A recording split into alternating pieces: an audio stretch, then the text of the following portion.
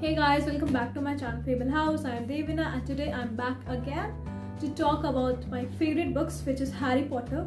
And in this part I'll be discussing parts 4, 5, 6 and 7. I have also done a part 1 video of Harry Potter in which I have talked about the first 3 books, whose link I'll be dropping in the description, so you will check that out too. So for this one, let's get started.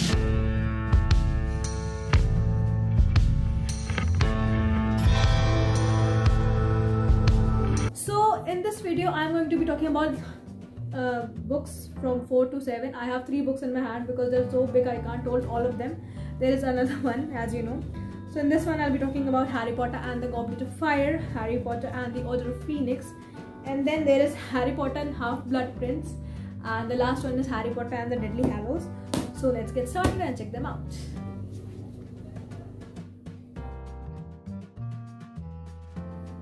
So in my hand I am holding Harry Potter and the Goblet of Fire. This is the 4th book, and let me read you the blurb which is at the back of the book.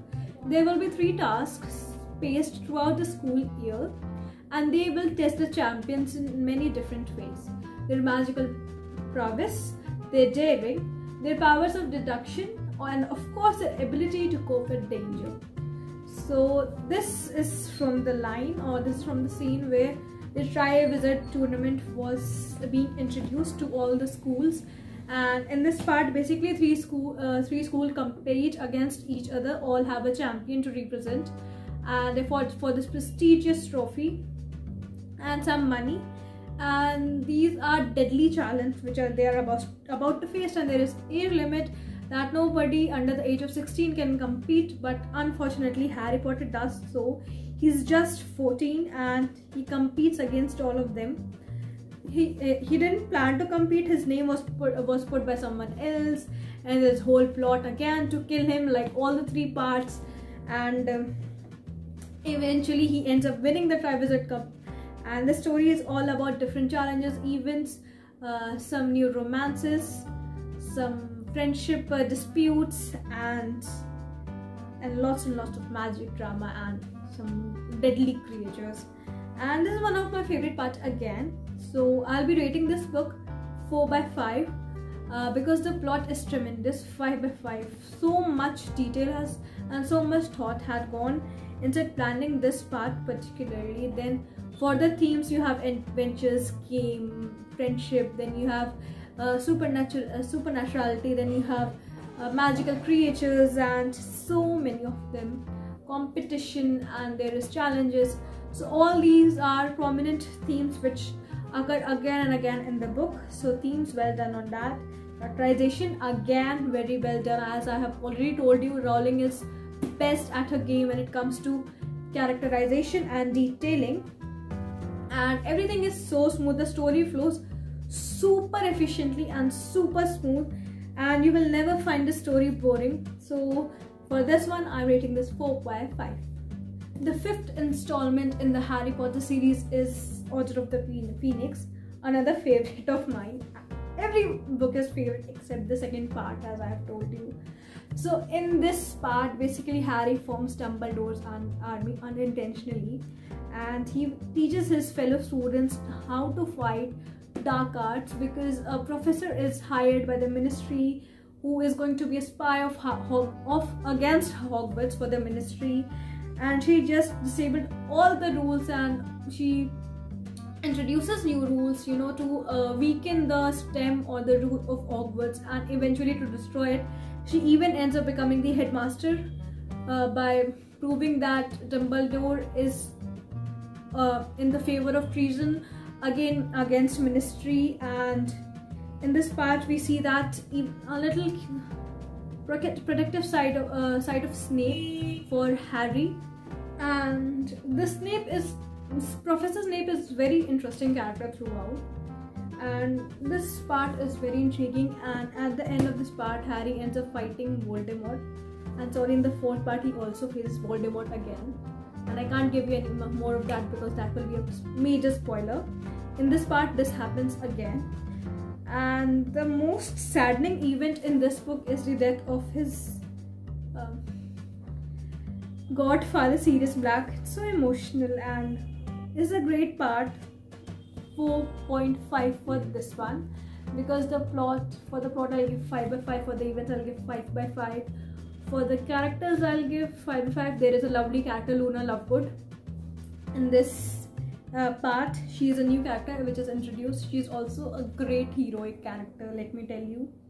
And this is a very great part. Basically, Harry also discovers that Dumbledore has an army who is ready to fight for him till death, and a great part, and the main essence of Harry Potter and the main battle which is approaching near and near is more clearer in the view from this part onwards. So great book, and as I told you, I'm rating this book 4.5. Now in my hand I'm holding the 6th book, which is Harry Potter and the Half-Blood Prince. So let me read it to you. There it was, hanging in the sky above the school, and a blazing green skull with a serpent tongue. The mark that reader leave behind whenever they have entered any building, wherever they had murder. So these lines are epic, and these lines are from the moment or the scene where, should I say it, Dumbledore died in Hogwarts when he was killed by Snape. And this is the part where Harry discovers that he is great at potions, because he founds a notebook where he finds different tips and secrets about potions, and he gradually sees a rise in his results when it comes to potions. There is another professor in this part who is very interesting, let me tell you. His name is Professor Slughorn, and basically he develops his own circle and throws party for the students which he thinks are capable enough to have a great future, great fame, and that they may help him in the future to achieve little fame and help him to survive through his life. And in this book he finds out that Draco Malfoy is doing something which is against everyone, and then he discovers that he was being summoned by Voldemort and being the part of a plan which ended up in murdering Dumbledore. And this part is very emotional. At the end there is a funeral which left me all crying. Then there was a part when it was discovered that Severus Snape was Half-Blood Prince. That made me crying. And so many moments, so many things. What should I say? All the parts from 5th book are very emotional. Secrets are revealed, new events arise, things like that happen, and this is a 5-star rate for me. The plot is out of the world, totally out of the world, and they have butchered the movie basically. I don't like the movie. The book is much more greater than that. Now this book also shows the return of Death Eaters. Most of the Death Eaters arrive time to time, and they even entered in Hogwarts in this part. So all these things happen in this part, and as I told you, 5-star read it is. The plot 5 on 5, character 5 on 5, themes 5 on 5, everything is 5 on 5, language style 5 on 5. Great read, this one, and my favorite.